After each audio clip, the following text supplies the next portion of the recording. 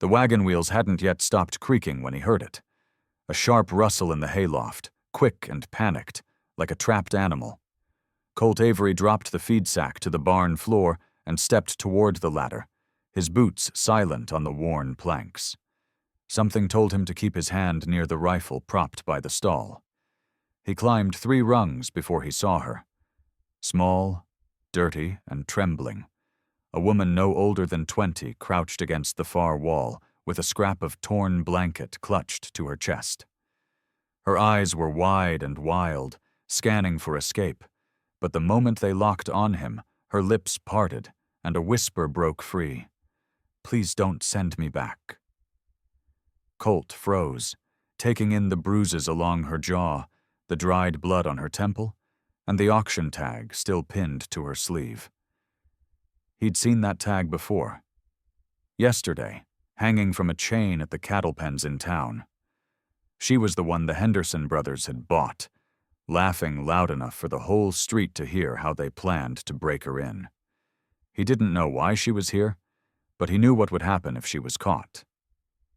Slowly, Colt stepped into the loft, hands open, voice low. "You're safe here." She flinched when the barn door creaked in the wind, her body curling tighter like she expected a blow. He kept moving, each step deliberate, until he was close enough to see that the blanket wasn't just torn. It was stiff with frost. She'd run through the night. Colt reached up, unlatched his coat, and draped it over her shoulders before she could protest. Her eyes darted toward the ladder, and for a second he thought she might leap down and make a run for it, but instead she sagged against the wall, her breath coming in short bursts. "They'll come for me," she whispered. The words carried the kind of certainty that only comes from surviving something before. Colt glanced at the open barn door and saw nothing yet. No riders, no dust trails, but the unease settled deep in his gut. "What's your name?" he asked. Her gaze dropped to the hay between them. "Lily." Colt nodded once. "Lily, you stay put. Nobody's taking you from here."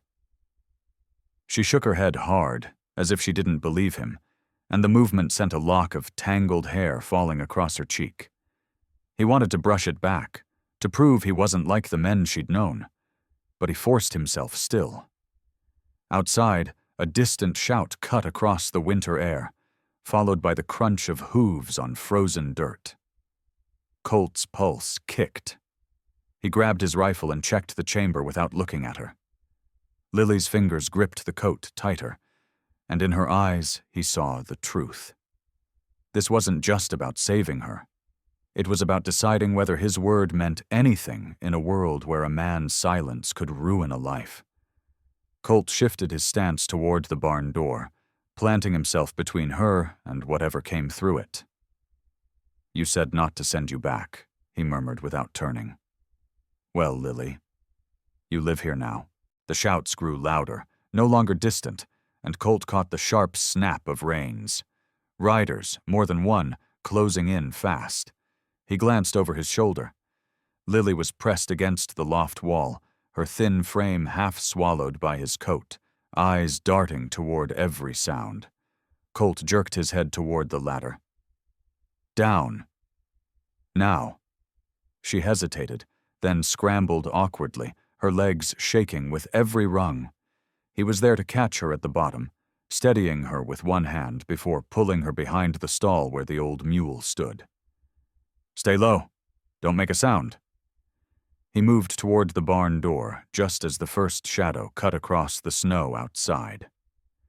3 men rode in hard, their horses blowing steam into the frozen air.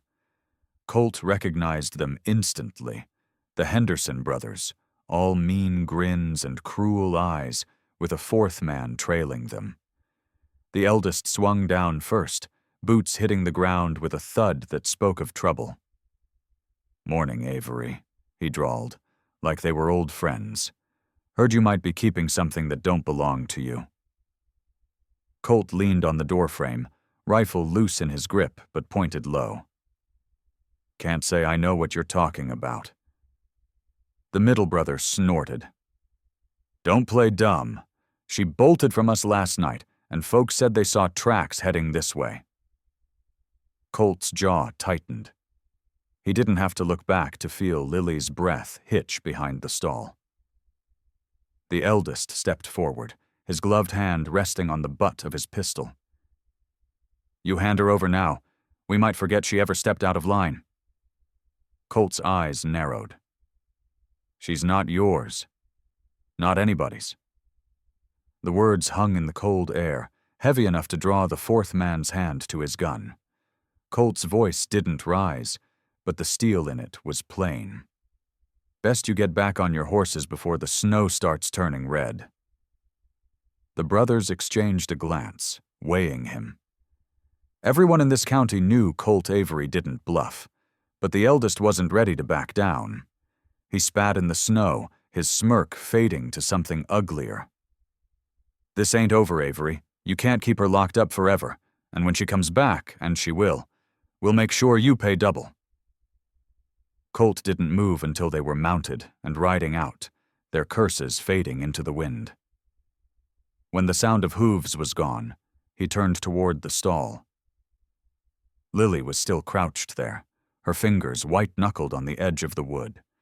Her lips trembled, and he realized she'd been holding her breath the whole time. "They'll kill you for this," she whispered. Colt stepped closer, his shadow falling over her. "Maybe. But I'm not the kind of man who hands someone back to wolves." He held out his hand, and for the first time she looked at it, then at him, as if trying to decide whether she could trust anything in this barn. After a long moment, she placed her hand in his. "Come on," he said. "Let's get you warm." But as he led her toward the house, Colt's mind was already turning. The Hendersons wouldn't wait long to make another move, and next time they wouldn't come with just words. He'd need to be ready, and so would she. Inside the cabin, Lily hovered near the door, as if afraid the walls themselves might trap her.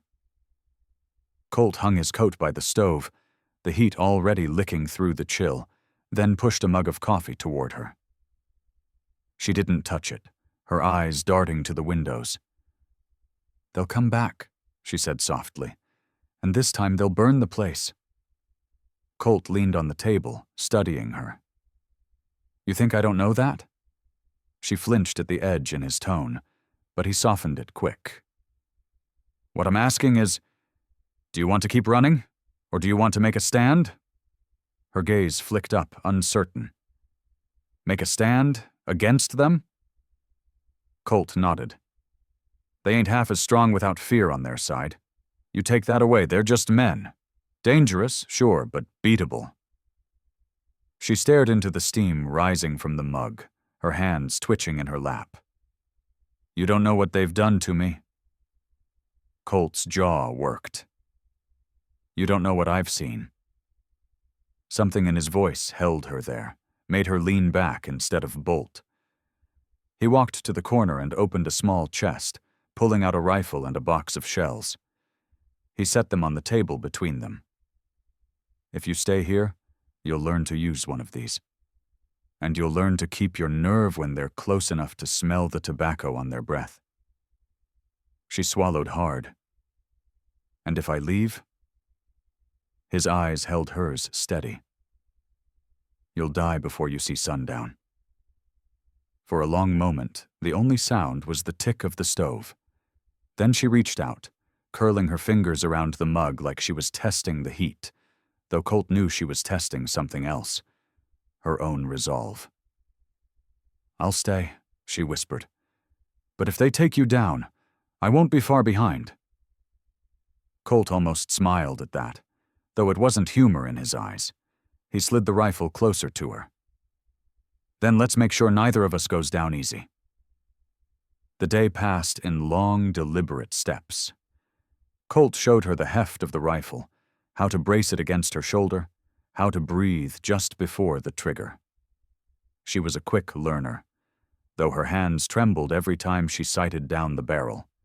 He didn't push too hard, just enough for her to start trusting the feel of it. Outside, The snow carried whispers from the ridge, faint but steady. Colt knew they were being watched. By dusk, Lily's arms ached and her cheeks were raw from the cold. She sank into the chair by the stove, the rifle leaning against her knee. Colt poured her a fresh cup of coffee. "First lesson's over. Tomorrow we make sure you can hit what you aim at." She gave a faint nod, eyes flicking to the window again. When the wind shifted, Colt caught the faint smell of wood smoke from a camp not far off. The Hendersons weren't gone. They were waiting, coiled like rattlers in the dark. He didn't tell her that. No sense feeding the fear. Instead, he laid his own rifle on the table within arm's reach and pulled a chair up beside hers. They sat there in silence, the fire throwing shadows on the walls, until Lily finally spoke. "You said they're just men without fear on their side." Colt nodded once. "Then tomorrow," she said, "we take it from them." The morning broke sharp and cold, the kind of air that bit your lungs before it woke you. Colt was already outside splitting wood, the clean thunk of the axe echoing off the snowbound hills. Lily stood at the doorway, bundled in one of his old coats, the hem dragging. She looked smaller than she had the night before, like the weight of her choice was pressing down now that daylight made it real. Colt didn't speak when he saw her. He just jerked his head toward the snowbank where 2 tin cans sat balanced on a fence post. She hesitated, then stepped down into the snow, the rifle cradled awkwardly in her arms. Her breath fogged the air as she followed him to the post. "These were your breakfast," he said with a faint grin, pointing at the cans. She glanced at him like he'd lost his mind. "You hit one, you eat first. You miss, you wait until I'm done." The rule was harsh, but she didn't argue. She braced the rifle, just like he'd shown her, and squeezed. The crack of the shot bounced off the trees. The can didn't move. She muttered something under her breath, working the bolt the way he'd taught her. On the second shot, the can toppled into the snow. Colt's mouth twitched. Good enough. But when she lowered the rifle, he reached over and nudged the barrel up. "You keep it high until you know the world's empty. Never assume?" They trudged back to the cabin, the smell of coffee drifting through the open door. He poured her a cup without comment, letting the quiet settle again. But the stillness outside was different this morning. There was no wind, and yet the snow on the ridge shimmered like something had moved through it. Colt noticed. So did she. "Someone's up there," she whispered. Colt didn't deny it. "Henderson boys, most likely. Watching to see if you'll run?" She stiffened, eyes on the tree line. "So what do we do?" He drained his cup and set it down. "We give them something to think about." By midday, they were out in the clearing again, Colt setting up more targets, this time bottles filled with water. The sun caught in the glass, making them glint like eyes. Lily shot and missed the first 3, cursing under her breath, until Colt stepped behind her, steadying her shoulders. "Stop thinking about missing. Think about not giving them a reason to think you're easy to take." Her next shot burst a bottle clean in half. The spray froze into a mist that glittered in the cold air. Somewhere beyond the ridge, Colt thought he saw a shadow shift, like someone ducking low. When the last bottle fell, Colt took the rifle from her and laid it across his arm. "You keep that up, and they'll think twice before stepping foot here." She didn't smile, but there was a flicker of something, pride maybe, in her eyes. That night, the 2 of them sat by the stove again. The wood popped and cracked, throwing sparks into the iron belly. Lily cradled her mug, staring into the flames. "You ever been scared?" she asked suddenly.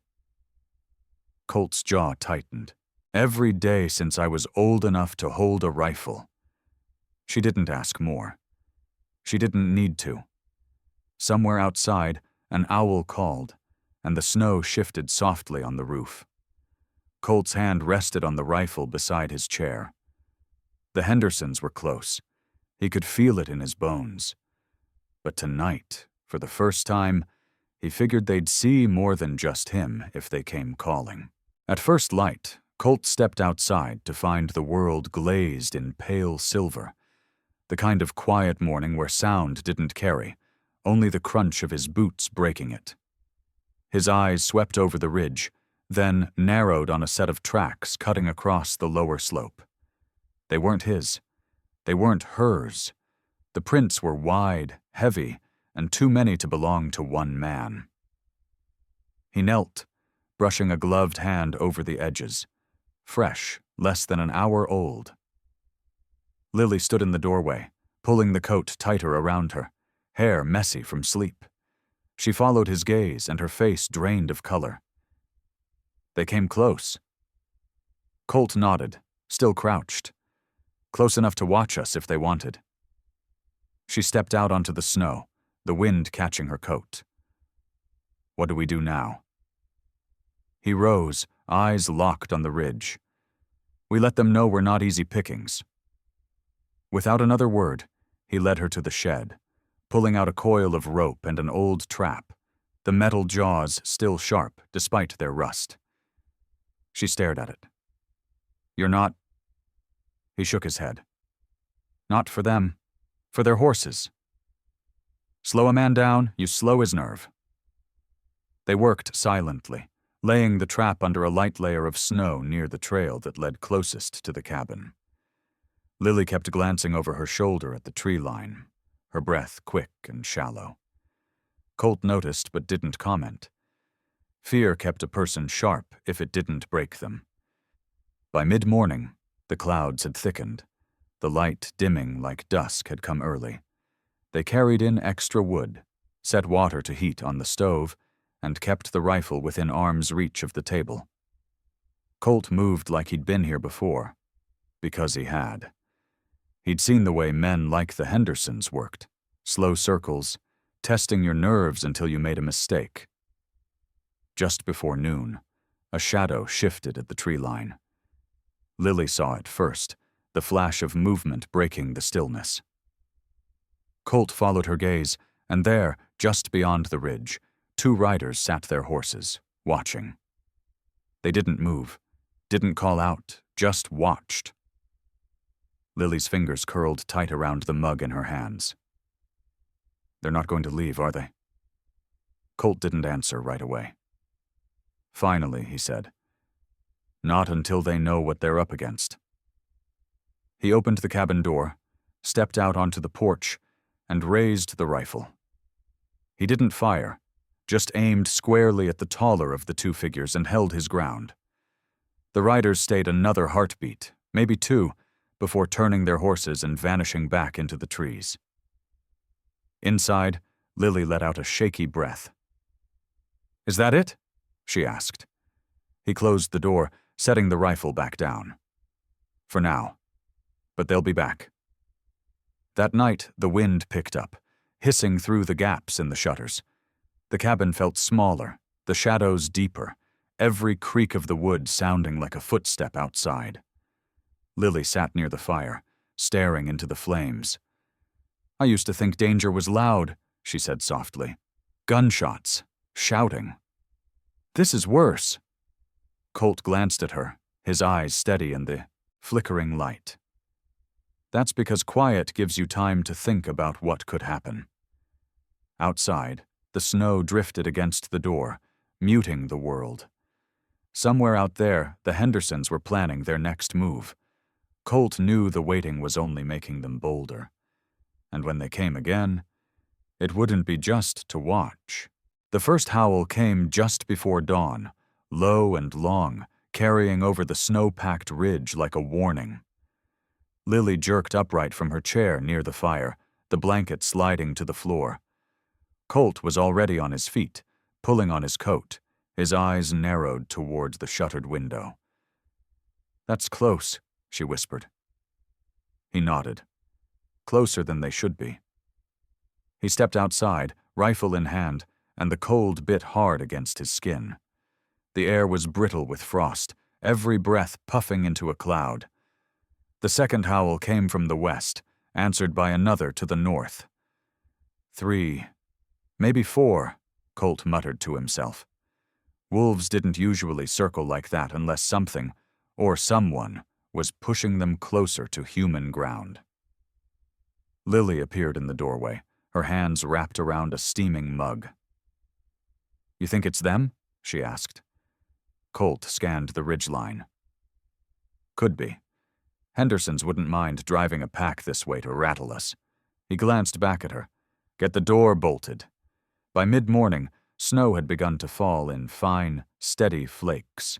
The wolves kept their distance, their shapes fleeting between the pines, shadows against white. But Colt could feel it. Pressure building, like the world outside was holding its breath. He spent the day reinforcing the barn, making sure the 2 horses inside were penned tight and safe. Lily kept busy too, packing dry goods into a sack, just in case they had to leave in a hurry. It was near dusk when Colt spotted him. The small gray wolf from 2 nights before, the one with the torn ear. It stood alone at the edge of the clearing, snow dusting its fur, amber eyes fixed on the cabin. Lily joined him at the window, her voice low. "That's the one that came close last time, isn't it?" Colt nodded slowly. But this time... He opened the door and stepped out into the fading light, moving slowly, careful not to spook the animal. The little wolf didn't run. Instead, it padded forward 3 paces and stopped, its breath rising in soft plumes. Colt saw it then. Something tied around the wolf's neck. A strip of leather. And dangling from it, a folded scrap of paper. Lily gasped from the porch. "Is that—" Colt held up a hand, inching forward until he could kneel in the snow. The wolf didn't bare its teeth, didn't growl. It just watched him with those unblinking eyes. "Easy now," Colt murmured. He reached out slowly, fingers brushing the cold leather. The wolf stood perfectly still as he slid the note free. The moment it was gone, the animal turned and loped back into the trees without a sound. Colt straightened, heart pounding, and walked back to the porch. Lily's eyes darted between the scrap in his hand and his face. "Well?" He unfolded it carefully, the paper stiff and yellowed.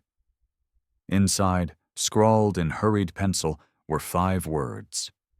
"They're coming. Be ready." Lily's breath hitched. Who wrote it? Colt stared into the darkening tree line, the snow swallowing the wolf's tracks already. Someone who knows we can't afford to lose. He glanced at her, his jaw set. And someone who wants us alive. Inside, the fire popped and cracked, but the warmth felt thin against the chill that had settled in his bones. Night was coming fast. And now, so were the Hendersons. The first shot came before sunrise, shattering the quiet like a hammer through glass. Colt was already halfway to the window when the second one cracked, splintering the post outside the barn. Lily, still in her nightdress, crouched low near the hearth, clutching the poker like it might stop a bullet.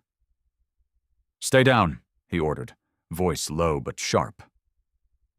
Outside, movement flickered between the pines, men on foot, wrapped in furs, rifles cradled against the cold. The Hendersons didn't bother hiding now. This was the moment they'd been pushing toward for weeks. Colt counted 6, maybe 7 shapes moving along the ridge. The little wolf's warning had bought them a few precious hours, but now the enemy was here. Colt's mind worked fast. They'd be coming for the cabin first, cut off the food, the heat, force them out into the open. He'd seen it before. Slow strangulation of a homestead, until there's nothing left to defend. A third shot tore into the doorframe, sending splinters across the floor. Lily flinched but didn't scream. She looked at him, wide-eyed but steady. What do we do? Colt's hand tightened on the rifle. We make them think this is a fight they can't win. He slipped out the back, boots sinking into knee-deep snow, breath white against the morning gloom. The barn door was barely holding, the horses restless inside. He looped around, keeping low, until he reached the woodpile. From there, he had a clear angle on 2 Henderson men creeping toward the side of the cabin. The first dropped before he even saw Colt, a muffled cry cut short by the snow. The second spun, fired wild, and missed. Colt's shot found him clean. Silence followed, except for the distant hiss of wind through the trees. Back inside, Lily had pushed the table against the front door and was loading the old shotgun Colt kept for emergencies. He didn't ask where she'd learned to handle it. The answer didn't matter now. A low growl rumbled from the tree line. Colt turned in time to see movement, gray shapes darting through the snow, weaving between trunks. The wolves. But they weren't running from the gunfire. They were circling the Hendersons. It happened fast. 2 of the men broke formation, firing at the darting shadows, but the pack was too quick. The big black wolf lunged, knocking one man flat, while the little torn-eared wolf stood at the edge of the fray, watching Colt. For a moment, man and animal locked eyes across the clearing. It wasn't a plea for help. It was an understanding. By the time the last Henderson man broke and ran, the snow was red in places, trampled in others. The pack melted back into the trees without a sound, leaving only the little one to linger. It padded closer to the cabin, stopped 10 paces away, and barked once, a sharp, deliberate sound. Colt stepped forward, but the wolf turned and trotted into the woods, vanishing like smoke. Lily came to stand beside him, the shotgun still in her hands. "Do you think they'll be back?" she asked quietly. Colt scanned the ridge, his jaw set. "The Hendersons? Yes, but now they know we're not alone." He glanced toward the line of trees where the wolf had disappeared. "And that changes everything." Inside, the fire snapped, the room warmer than before. But Colt knew the real heat was out there, waiting in the snow, the promise of another fight, and the unlikely allies who might just tip it in their favor. The Hendersons didn't retreat far. Colt knew men like that never truly backed down. They just circled for another strike. By late afternoon, the snow had quieted, but the air carried a tension sharp enough to cut. Lily sat at the table, cleaning the shotgun, her movements careful but steady. She'd stopped asking if they were safe. They both knew the answer. Colt was halfway to the barn when he spotted movement again. Not wolves this time, but a lone figure stumbling through the snow. The man wore shackles, the chain dragging behind him like a tail, and his face was a mess of cuts and frostbite. Colt recognized him instantly. Elias Kane, a wanted outlaw with a bounty high enough to buy half the valley. Elias leaned against the fence, eyes darting toward the cabin.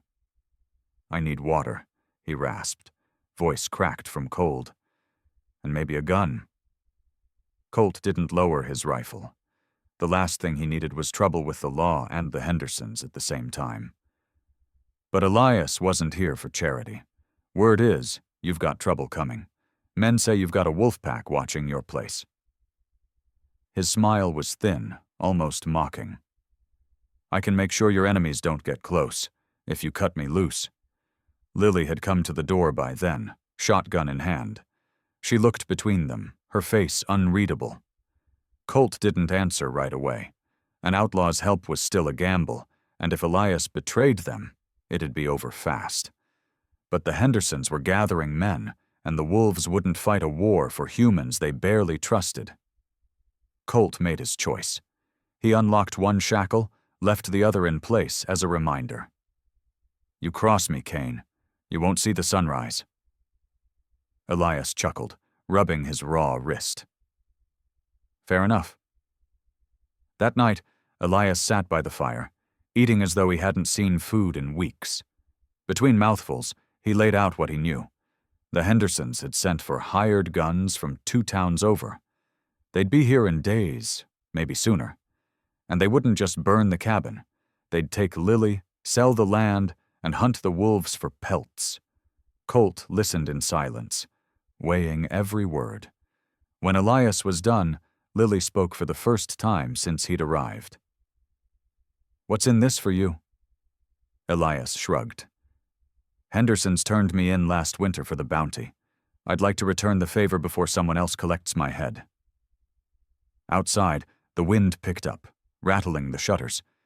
Somewhere in the distance, a wolf howled. Long, low, and mournful. The little torn-eared one answered closer to the cabin, almost as if to remind Colt they were still there. Elias noticed. "You really trust those things?" Colt's answer was simple. "More than I trust most men." By the time the fire burned low, a plan had begun to take shape. It would mean working with Elias, using the wolves' patterns, and turning the snow-covered land into a trap no hired gun could survive. It was risky, but so was waiting for death to come knocking. Before bed, Colt stepped outside, scanning the tree line. The little wolf was there, sitting just beyond the fence, eyes glowing faintly in the moonlight. Colt gave a slow nod, the closest thing to an agreement he could offer. If they were going to survive the coming storm, it would take every ounce of trust, every rifle, and every sharp tooth on their side. And come morning, the real fight would begin. The first shot came just after dawn, a sharp crack that splintered the porch post inches from Lily's head. She dropped to the floor without a sound, crawling toward the table where her shotgun lay. Colt was already at the window, scanning the white blur of snow and shadow for movement. "They're early," Elias muttered from the corner, already loading the rifle Colt had lent him. "Hired guns don't wait for introductions." 3 figures appeared between the pines, moving low, their coats blending into the drifts. Colt took aim, but didn't fire yet. Let them come closer. The trap needed to be sprung at the right moment, or it would all fall apart. Outside the fence, the little torn-eared wolf paced, glancing toward the trees as if counting the attackers. Then, with a sharp bark, it vanished into the snow, signal given. Somewhere beyond, the rest of the pack would be circling. Elias kicked the back door open, stepping into the blizzard with a predator's ease. Colt could see him melt into the white, moving low and fast toward the shed where they'd cached supplies for the fight. The Hendersons' men opened fire, bullets thudding into the walls, shattering glass. Lily stayed flat, reloading in calm, practiced motions. When one of the gunmen made the mistake of breaking cover to rush the porch, she squeezed the trigger, sending him spinning into the snow. "That's one," she said quietly, eyes never leaving the tree line. From the side of the house came a sudden wild chorus of howls. The wolves had found their mark. Colt saw one gunman go down under a gray blur of teeth and muscle, his screams muffled by the storm. Another turned to shoot and was gone, dragged into the trees before his finger touched the trigger. Elias reappeared through the snow, tossing Colt a bundle of dynamite sticks bound with wire. "Found these in your shed. Figured they'd make a nice welcome gift." Colt didn't hesitate. He lit the fuse and lobbed it toward the largest shadow moving behind the pines. The explosion tore through the quiet, shaking snow from the branches and sending the survivors scattering. When the smoke cleared, the only movement was the wolves, standing in a loose ring at the edge of the clearing. Their eyes glowed faintly in the pale light, breaths steaming in the cold. The little torn-eared one padded forward, dropping something in the snow. It was the Henderson brand, torn from one of the attackers' coats. Elias gave a low whistle. Guess that's their way of saying it's over. Colt wasn't so sure. Men like the Hendersons didn't give up after one failed strike. But for now, the cabin was still standing, Lily was alive, and their unlikely alliance had held. Colt stepped out into the clearing, rifle slung over his shoulder, and gave a nod towards the torn-eared wolf. The animal held his gaze for a long moment before turning back to the trees, vanishing with the rest of the pack into the snow. The silence that followed wasn't peace exactly, but it was a start. By nightfall, the storm had passed, leaving the world wrapped in a fragile stillness.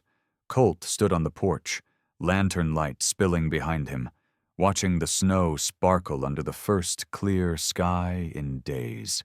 Inside, Lily was bandaging a scrape on Elias's arm, her hands steady even though her eyes still darted toward the windows. "They'll be back," Elias said quietly, his voice carrying through the doorway. "The Hendersons never take a single loss."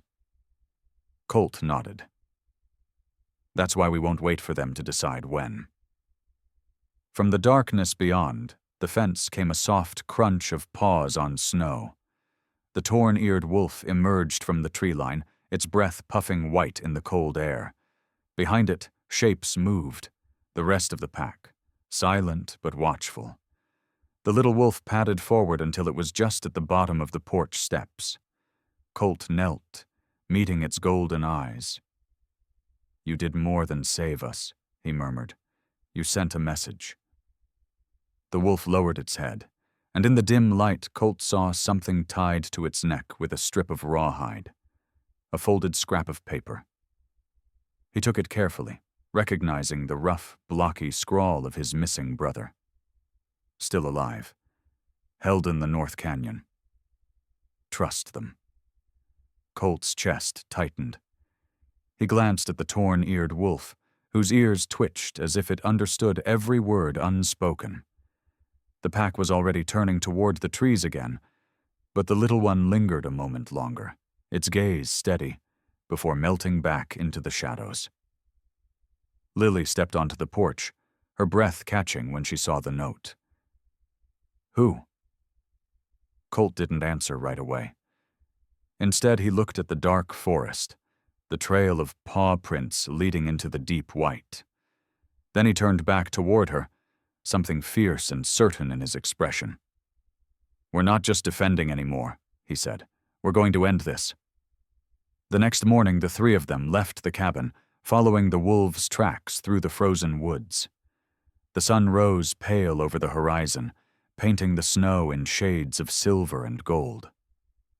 Somewhere ahead, the Hendersons were regrouping, but somewhere further, Colt's brother was waiting, alive because a pack of wild wolves had chosen to stand between prey and predator. And as the torn-eared wolf trotted ahead, leading them toward the canyon, Colt realized that this was no simple alliance. It was a promise, one the land itself had made, written in tracks on snow and sealed in blood. The West was vast, cruel, and lawless. But today, it felt like it was on their side.